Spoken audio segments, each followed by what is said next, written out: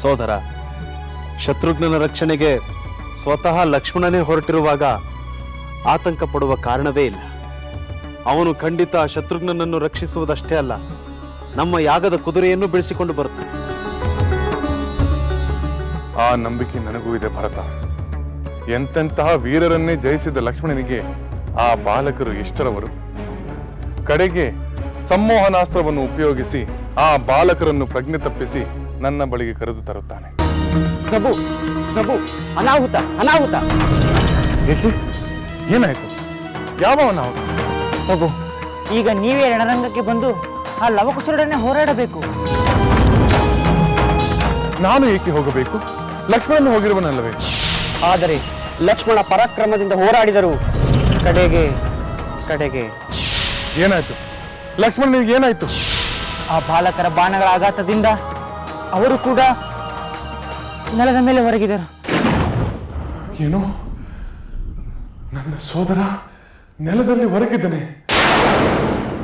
ಅಯ್ಯೋ ಲಕ್ಷ್ಮಣ, 14 ವರ್ಷಗಳ ಕಾಲ ಅರಣ್ಯದಲ್ಲಿ ತಂದೆಯಾಗಿ, ಮಿತ್ರನಾಗಿ, ನನ್ನ ಸೇವಕನಾಗಿ ನನ್ನನ್ನು ನೋಡಿಕೊಂಡ ಆ ನನ್ನ ಪ್ರಿಯ ಸೋದರ ಅಳಿದು ಹೋದನೆ.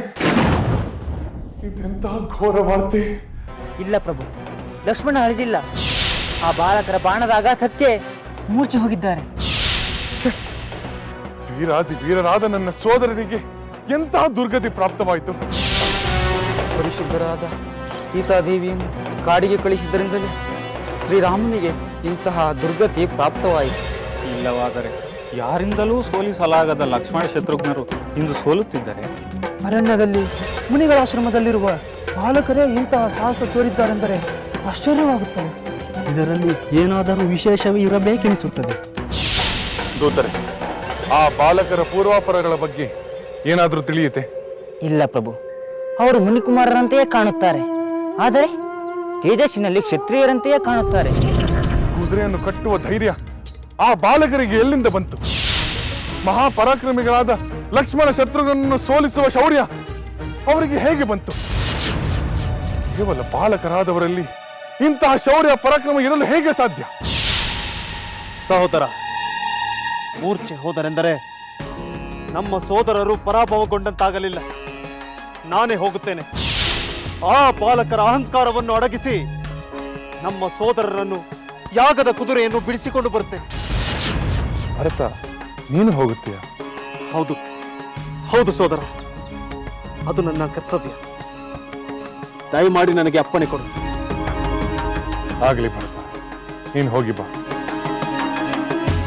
ಆದರೆ ಏನು ಹೇಳು ಸೋದರ? ಏಕೋ ಏನೋ ಭರತ, ಆ ಮಕ್ಕಳನ್ನು ನೋಡಬೇಕೆಂಬ ಆಸೆ ನನ್ನಲ್ಲಿ ಬಲವಾಗುತ್ತಿದೆ. ಆ ಮಕ್ಕಳನ್ನು ನನ್ನ ಬಳಿಗೆ ಕರೆತರುತ್ತೀಯ? ಖಂಡಿತ ಕರೆತರುತ್ತೇನೆ. ನಾನಿನ್ನು ಹೊರಡುತ್ತೇನೆ. ವಿಜಯ್ ಭವ.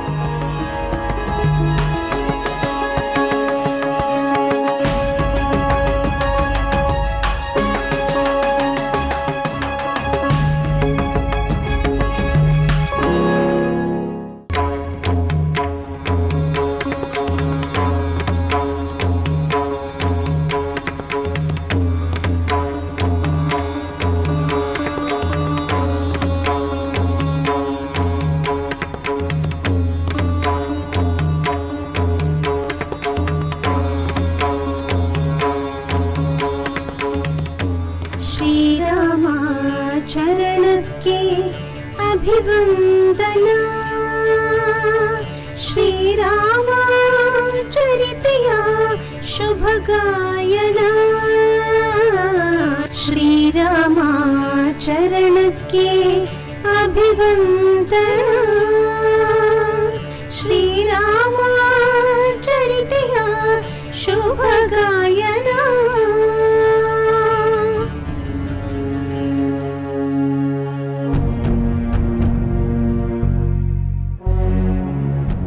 ಇದೇನು? ಇವರೇ ಅಂದು ರಾಮಾಯಣವನ್ನು ಹಾಡಿದ ಬಾಲಕರಲ್ಲವೇ? ಈ ಬಾಲಕರ ರೂಪವನ್ನು ನೋಡುತ್ತಿದ್ದರೆ ಈಗಲೂ ನಮ್ಮ ಸೋದರನ ನೆನಪಾಗುವುದಲ್ಲ. ಇದೇನು ಆಕಸ್ಮಿಕ ಹೋಲಿಕೆಯೋ, ಅಥವಾ ಇವರು ನಿಜವಾಗಲೂ ನಮ್ಮ ಸೋದರ ರಾಮನ ಪುತ್ರರು? ಇವರ ಪರಾಕ್ರಮವನ್ನು ನೋಡಬೇಕೆಂಬ ಆಸೆಯಾಗುತ್ತಿದೆ. ನೋಡಿದ ಕೂಡಲೇ ಪ್ರೀತಿ ಉಕ್ಕಿಸುತ್ತಿರುವ ಈ ಬಾಲಕರನ್ನು ಹೇಗೆ ತಾನೇ ಬಾಣಗಳಿಂದ ಘಾಸಿಗೊಳಿಸಲಿ? ಇವರನ್ನು ಪ್ರಜ್ಞೆ ತಪ್ಪಿಸಿ ರಾಮನ ಬಳಿಗೆ ಕರೆದೊಯ್ಯುವುದೇ ಸರಿ. ಅಯ್ಯ ವೀರ, ಏಕೆ ಸುಮ್ಮನೆ ನಿಂತೆ? ಏನು ಯೋಚನೆ? ಈ ಬಾಲಕರು ನಿಜವಾಗಲೂ ವೀರರೇ ಎಂದು ಸಂದೇಹವೇ? ಇಲ್ಲ ಮಕ್ಕಳೇ, ನನ್ನ ಸೋದರರನ್ನು ಪರಾಭವಗೊಳಿಸಿದ ನೀವು ವೀರರಲ್ಲವೆಂದು ಯಾರು ತಾನೇ ಹೇಳಲು ಸಾಧ್ಯ? ಅಂದ ಮೇಲೆ ಯುದ್ಧ ಮಾಡು, ಇಲ್ಲವೇ ಕುದುರೆಯನ್ನು ಬಿಟ್ಟು ಹೋಗು. ನೀನು ನಮಗೆ ಶರಣಾಗತನಾದರೆ ನಿನ್ನ ಸೋದರರಂತೆ ಸೋಲುವುದು ತಪ್ಪುತ್ತದೆ. ಇಲ್ಲ, ಅದು ಮಾತ್ರ ಸಾಧ್ಯವಿಲ್ಲ. ನಾನು ಸೋಲುವುದಿಲ್ಲ. ನಿಮ್ಮನ್ನು ಸೋಲಿಸಿ ನಮ್ಮ ಯಾಗದ ಕುದುರೆಯನ್ನು ಬಿಡಿಸಿಕೊಂಡು ಹೋಗುತ್ತೇನೆ. ಅಂದ ಮೇಲೆ ನೀನು ನಮ್ಮ ಜೊತೆ ಯುದ್ಧ ಮಾಡಲೇಬೇಕು. ನಾವು ನಿನ್ನನ್ನು ಸೋಲಿಸಲೇಬೇಕು. ಹಾ, ಆರಂಭವಾಗಲಿ.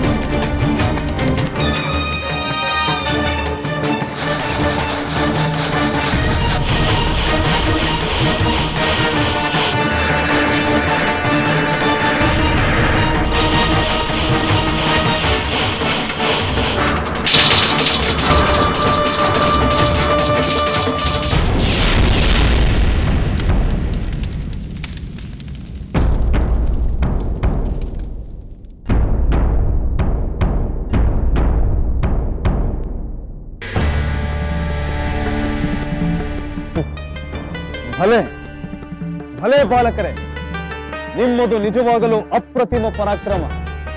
ನಿಮ್ಮ ಪರಾಕ್ರಮವನ್ನು ಕಾಣಲೆಂದೇ ಎಷ್ಟು ಹೊತ್ತು ನಾನು ನಿಮ್ಮ ಜೊತೆ ಯುದ್ಧವನ್ನು ಮಾಡಿದೆ. ಹೌದೇನು? ನಮ್ಮ ಪರಾಕ್ರಮವನ್ನು ಕಂಡಾಯಿತಲ್ಲ, ಇನ್ನು ಕುದುರೆಯನ್ನು ಮರೆತು ಹಿಂತಿರುಗು. ಹೌದು, ತೋಟದಲ್ಲಿ ಕಟ್ಟಿರುವ ಆ ಸುಂದರವಾದ ಕುದುರೆಯನ್ನು ತೆಗೆದುಕೊಂಡು ಹೋಗಿ ನಾವು ನಮ್ಮ ತಾಯಿಗೆ ತೋರಿಸುತ್ತೇವೆ. ಮಕ್ಕಳೇ, ನೀವು ಯಾರು? ನಮ್ಮ ಮೇಲೆ ಏಕೆ ಮತ್ಸರ? ಕುದುರೆಯನ್ನು ಬಿಟ್ಟು ಅಶ್ವಮೇಧ ಯಾಗ ಸಂಪನ್ನವಾಗಲು ಸಹಕರಿಸಿ. ಇಲ್ಲ, ಕಟ್ಟಿದ ಕುದುರೆಯನ್ನು ನಾವು ಬಿಡುವುದಿಲ್ಲ. ನಾವು ಲವಕುಶರು, ವಾಲ್ಮೀಕಿ ಮಹರ್ಷಿಗಳ ಶಿಷ್ಯರು. ನಾವು ಕಲಿತ ಕ್ಷಾತ್ರ ವಿದ್ಯೆಗೆ ಅಪಮಾನ ಮಾಡುವವರಲ್ಲ. ನಿನ್ನನ್ನು ನಿನ್ನ ಸೋದರರಂತೆಯೇ ಮೂರ್ಛೆ ಬೀಳಿಸುತ್ತೇವೆ. ನೋಡುತ್ತಿರು ಲವ.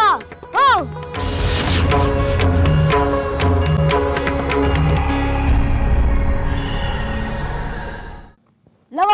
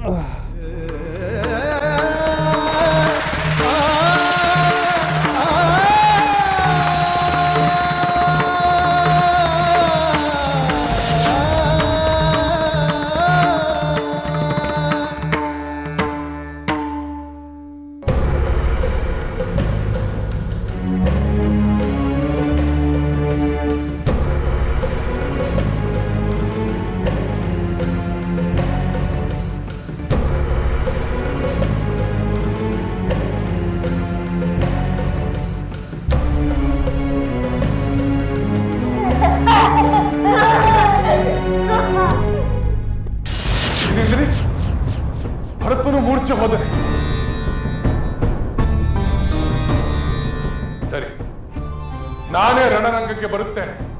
ಆ ಬಾಲಕರ ಪರಾಕ್ರಮವೇನೆಂದು ನಾನೇ ನೋಡುತ್ತೇನೆ.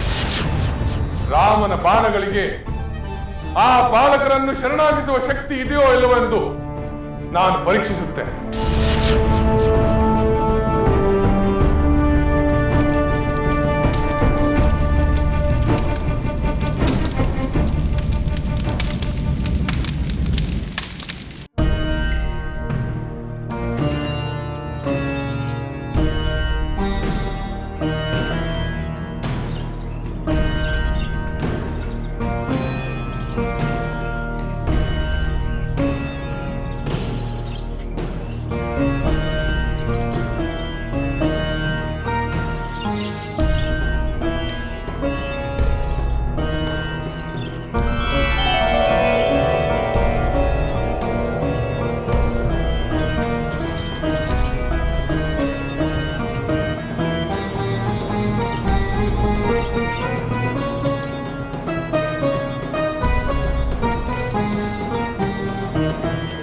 ಪೂಜ್ಯರೇ, ದಯಮಾಡಿ ನನ್ನ ಮಕ್ಕಳನ್ನು ಕಾಪಾಡಿ ಅವರು ಆಶ್ರಮಕ್ಕೆ ಕ್ಷೇಮವಾಗಿ ಬರುವಂತೆ ಮಾಡಿ.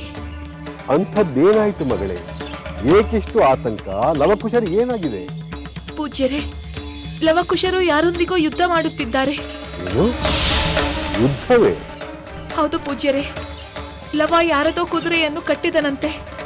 ಅವರ ಕಡೆಯವರು ಯುದ್ಧಕ್ಕೆ ಬಂದರಂತೆ. ಅವರಲ್ಲಿ ಈಗಾಗಲೇ 3 ವೀರರನ್ನು ಇವರು ಸೋಲಿಸಿದ್ದಾರಂತೆ.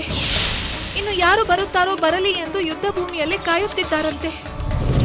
ಪೂಜ್ಯರೇ, ಅವರಿಂದ ನನ್ನ ಮಕ್ಕಳಿಗೆ ಏನು ಅಪಾಯವಾಗುತ್ತದೋ ಎಂದು ಭಯದಿಂದ ನನ್ನ ಹೃದಯ ನಡುಗುತ್ತಿದೆ.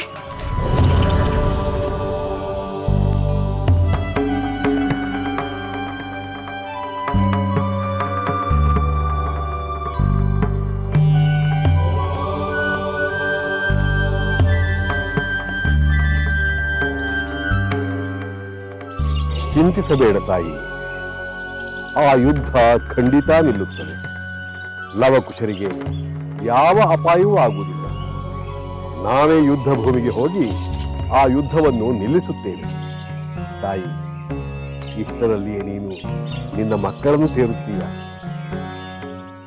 ಪೂಜ್ಯರೇ, ನನ್ನ ಮಕ್ಕಳು ಯಾವ ರಾಜನೊಂದಿಗೆ ಯುದ್ಧ ಮಾಡುತ್ತಿದ್ದಾರೆ? ಅವರ ಕುದುರೆ ನಮ್ಮ ಆಶ್ರಮದ ತೋಟಕ್ಕೆ ಏಕೆ ಬಂತು? ನಿಜವಾಗಲೂ ಆ ವೀರರು ನನ್ನ ಮಕ್ಕಳಿಂದ ಪರಾಜಿತರಾದರೆ? ತಾಯಿ, ಇಷ್ಟರಲ್ಲಿಯೇ ನಿನಗೆ ಎಲ್ಲ ವಿಷಯಗಳೂ ತಿಳಿಯುತ್ತವೆ. ಇಷ್ಟೇ ಅಲ್ಲ, ನಿನಗೆ ಶುಭಕರವಾದ ವಿಚಾರವೂ ತಿಳಿಯುತ್ತದೆ. ನೀನೀಗ ಯಾವ ಚಿಂತೆಯನ್ನು ಮಾಡದೆ ಶಾಂತವಾಗಿ, ನಾನೀಗಲೇ ನಿನ್ನ ಮಕ್ಕಳ ಬಳಿಗೆ ಹೋಗುತ್ತೇನೆ. ಹಾಗೇ ಆಗಲಿ ಪೂಜ್ಯರೇ, ಶುಭ ವಾರ್ತೆಗಾಗಿ ಕಾಯುತ್ತಿರುತ್ತೇನೆ. ಇಷ್ಟಾರ್ಥ ಸಿದ್ಧಿರು.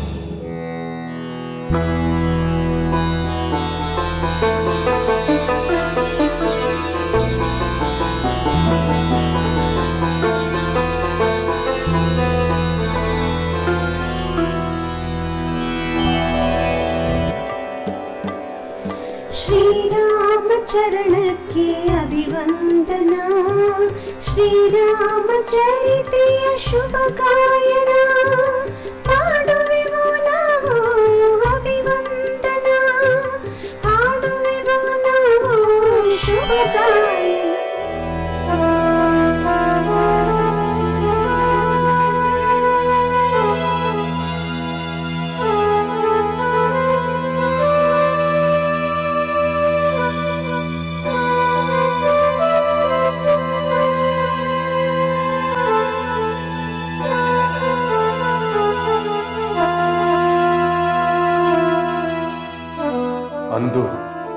ಅಯೋಧ್ಯೆಯಲ್ಲಿ ನನ್ನ ಮಹಿಮೆಯನ್ನು ಹಾಡಿದ ಈ ಬಾಲಕರು ಈಗ ನನ್ನ ವಿರುದ್ಧವೇ ಯುದ್ಧಕ್ಕೆ ನಿಂತಿರುವರಲ್ಲ.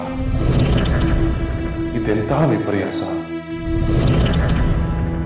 ಅಂದು ನನ್ನ ಮನಸ್ಸಿನಲ್ಲಿ ಸಂದೇಹವಾಗಿ ಕಾಡಿದ್ದ ವಿಷಯ ಇಂದು ಸತ್ಯವೇ ಎಂದು ಖಚಿತವಾಗುತ್ತಿದೆ.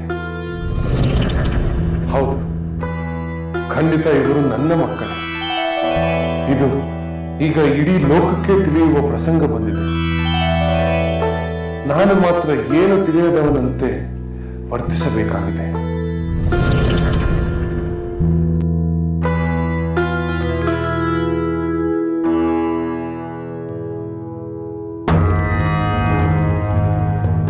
ಮಕ್ಕಳೇ, ನೀವು ಯಾರು?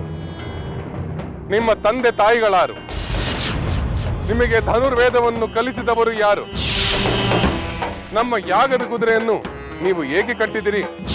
ಮಹಾರಾಜ, ರಣರಂಗಕ್ಕೆ ಬಂದು ಬಿಲ್ಲು ಹಿಡಿದು ಯುದ್ಧ ಮಾಡದೆ ವ್ಯರ್ಥವಾದ ಪ್ರಶ್ನೆಗಳನ್ನು ಕೇಳಿ ಏಕೆ ಕಾಲಹರಣ ಮಾಡುತ್ತಿರುವೆ? ಏನು, ಮಕ್ಕಳಾದ ನಿಮ್ಮ ಜೊತೆ ನಾನು ಯುದ್ಧ ಮಾಡುವುದೇ? ಮತ್ತೇನು ಮಾಡುತ್ತೀಯ?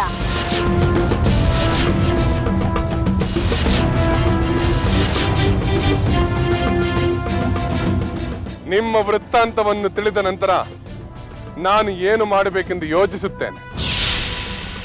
ಅಂದು ನನ್ನ ಎದುರು ನನ್ನ ಮಹಿಮೆಯನ್ನು ಹಾಡಿದ ಮುನಿ ಬಾಲಕರಲ್ಲವೇ ನೀವು? ನೀವು ಪರಾಕ್ರಮಿಗಳೆಂದು ತಿಳಿದ ನಂತರ ನಿಮ್ಮ ವೃತ್ತಾಂತವನ್ನು ತಿಳಿಯಬೇಕೆನಿಸಿದೆ.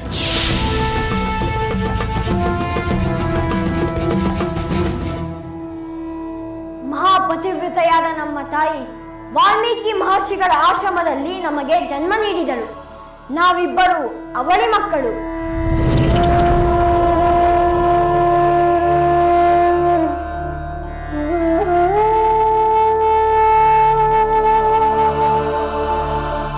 ಮಹರ್ಷಿಗಳೇ ನಮಗೆ ಜಾತ ಕರ್ಮಗಳನ್ನು ನೆರವೇರಿಸಿ ಸಕಲ ವಿದ್ಯೆಗಳನ್ನು ಕಲಿಸಿದರು. ನಮ್ಮ ಪರಾಕ್ರಮಕ್ಕೂ ಅವರೇ ಕಾರಣ, ರಾಮಾಯಣ ಗಾಯನಕ್ಕೂ ಅವರೇ ಕಾರಣ. ಈಗ ಎಲ್ಲ ವಿಷಯವನ್ನು ತಿಳಿದಾಯಿತಲ್ಲ, ಇನ್ನು ಯುದ್ಧವನ್ನು ಆರಂಭಿಸಬಹುದಲ್ಲವೇ? ಮಕ್ಕಳೇ, ನಾನು ನಿಮ್ಮ ಜೊತೆ ಯುದ್ಧ ಮಾಡಬೇಕೆ?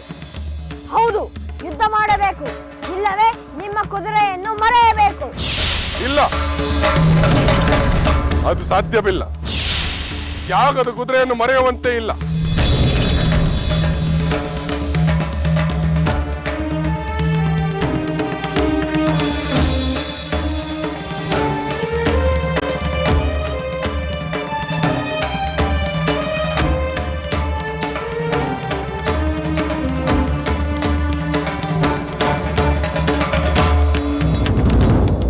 ರಾಮಚಂದ್ರ,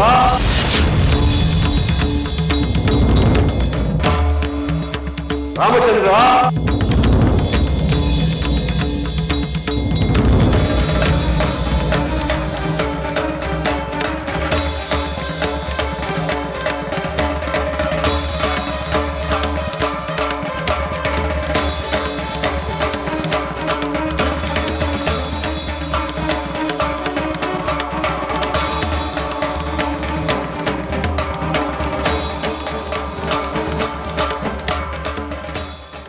ಬೇಡ ರಾಮಚಂದ್ರ, ನಿನ್ನ ಮಕ್ಕಳ ಮೇಲೆ ನೀನೇ ಬಾಣ ಪ್ರಯೋಗ ಮಾಡುವಿಯಾ? ಬೇಡ.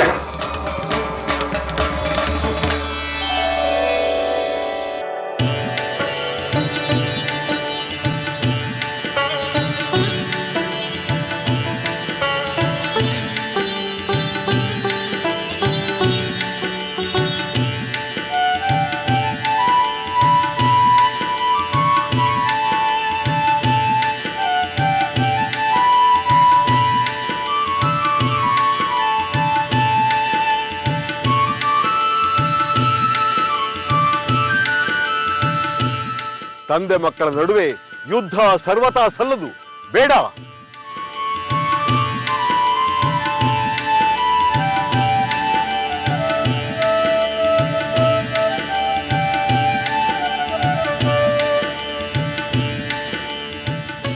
ಮೊದಲು ನಿಮ್ಮ ತಂದೆಯ ಪಾದಗಳಿಗೆ ನಮಸ್ಕರಿಸಿ ಕ್ಷಮೆಯಾಚಿಸಿ. ಇದು ನಮ್ಮ ಆಜ್ಞೆ.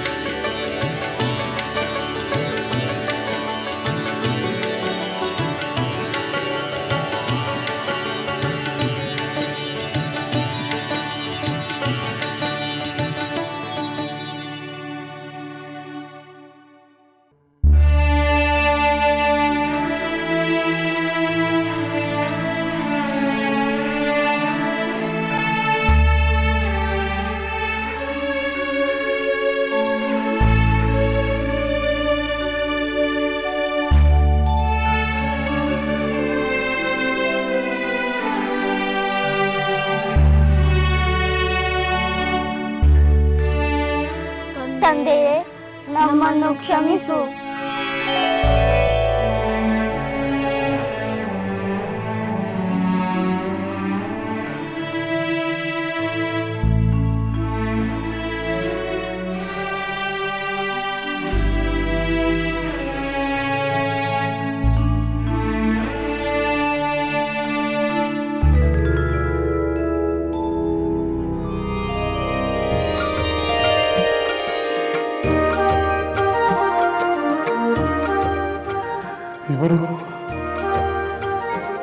ಇವರು ನನ್ನ ಮಕ್ಕಳೇ.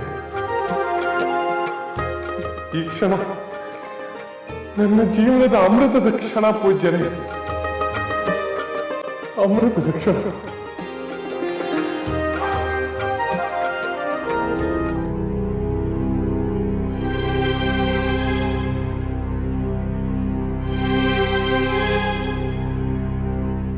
ಆದರೆ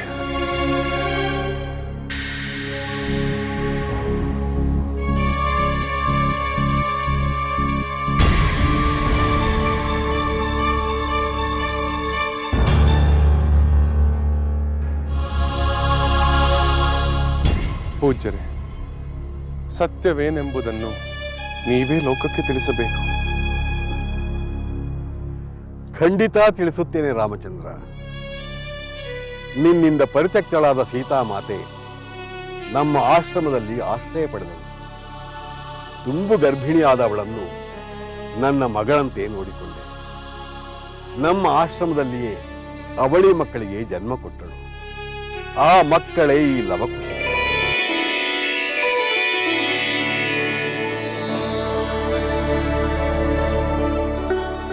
ರಾಮಚಂದ್ರ, ಈಗ ನೀನು ನಿನ್ನ ಪತ್ನಿ ಮತ್ತು ಪುತ್ರರನ್ನು ಸ್ವೀಕರಿಸು. ಸೀತಾಮಾತೆ ಶುದ್ಧ ಚಾರಿತ್ರ್ಯವುಳ್ಳ ಮಹಾಪತಿವ್ರತೆ. ನಿಮ್ಮ ಮಾತನ್ನು ನಾನು ನಂಬುತ್ತೇನೆ ಪೂಜ್ಯರೇ. ಸೀತೆ ಯಾವ ಕಲ್ಮಶವೂ ಇಲ್ಲದ ಪರಿಶುದ್ಧಳೆಂದು ನನಗೆ ಗೊತ್ತು. ಆದರೆ ಸೀತೆಯೇ ಬಂದು ಎಲ್ಲರ ಸಮಕ್ಷಮದಲ್ಲಿ ತನ್ನ ಪಾವಿತ್ರ್ಯವನ್ನು ಪ್ರಮಾಣೀಕರಿಸಲಿ. ರಾಮಚಂದ್ರ, ಅಂದು ಲಂಕೆಯಲ್ಲಿ ಸೀತಾಮಾತೆ ಎಂಥ ಪವಿತ್ರಳೆಂಬುದನ್ನು ಅಗ್ನಿ ಪರೀಕ್ಷೆ ಲೋಕಕ್ಕೆ ನಿರೂಪಿಸುತ್ತಲ್ಲವೇ? ಪೂಜ್ಯರೇ, ಜನಕ ಪುತ್ರಿಯಾದ ಜಾನಕಿ ಮತ್ತೊಮ್ಮೆ ನಾಳೆ ಪ್ರಾತಃ ಕಾಲದಲ್ಲಿ ಅಯೋಧ್ಯೆಗೆ ಬಂದು ತನ್ನಲ್ಲಿ ಯಾವ ಕಳಂಕವೂ ಇಲ್ಲವೆಂಬುದನ್ನು ನಿರೂಪಿಸಬೇಕೆಂದು ನನ್ನ ಬಯಕೆ.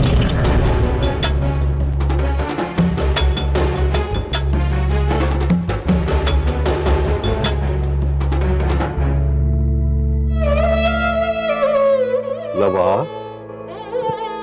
ಉಷಾ,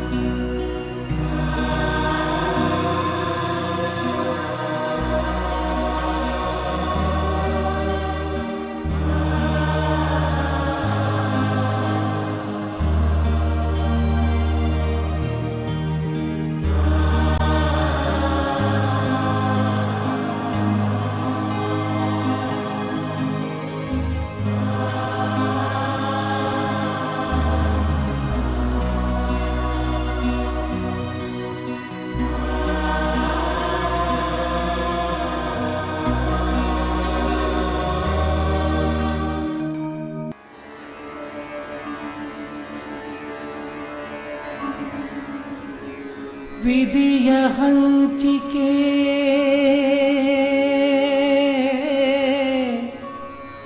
ಅಪೂರ್ವವಾಗಿದೆ.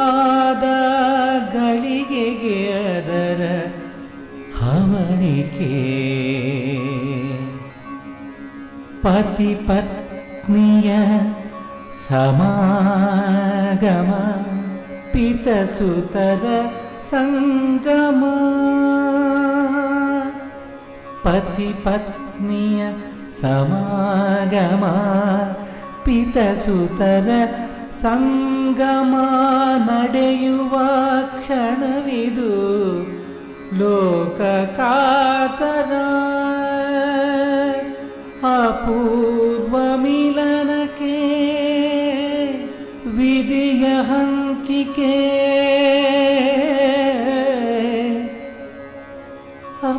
ಅಪೂರ್ವವಾದ ಗಳಿಗೆಗೆ ಬಹುದಿನಗಳ ಭಾಗ್ಯದ ಬಾಗಿಲು ತೆರೆಯುವುದೇ ಅಭೂತಪೂರ್ವ ಮಿಲನಕ್ಕೆ ಬಾಗಿಲು ತೆರೆಯುವುದೇ ವಿಯೋಗದ ದುಃಖವ ಕಳೆವ ಕ್ಷಣವು ಬರುವುದೇ ಸೀತಾರಾಮರ ಮಧುರ ಮಿಲನ ಈಗ ನಡೆಯುವುದೇ ಏನಹುದೋ ವಿಧಿಯಾಟ ಏನಚ್ಚರಿ ತರುವುದೋ ಅಭೂತಪೂರ್ವ ಮಿಲನಕ್ಕೆ ವಿಧಿಯ ಹಂಚಿಕೆ